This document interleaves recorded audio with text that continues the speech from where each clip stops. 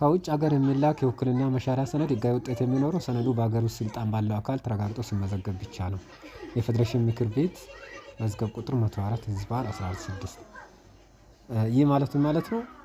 ከውጭ ሀገር የሚላክ የውክልና መሻሪያ ወይም ደግሞ ውክልና መስጫ ሰነድ ወደ ሀገር ውስጥ ሲገባ ወይም ደግሞ ወደ ኢትዮጵያ ሲላክ ከኤምባሲዎች ወይም ደግሞ ከቆንስላ ጽሕፈት ቤቶች ወደ ሀገር ውስጥ ሲላክ ህጋዊ ውጤት እንዲኖር ኢትዮጵያ ውስጥ የሰነዶች ማረጋገጫና ማጽደቂያ ጽሕፈት ቤት መረጋገጥ መቻል አለበት ማለት ነው።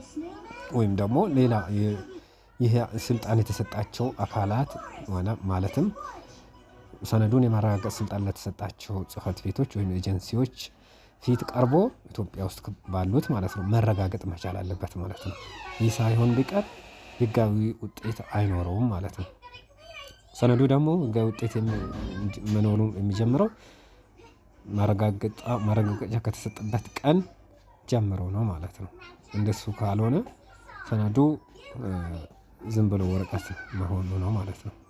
ስለዚህ መረጋገጥ አለበት ማለት ነው።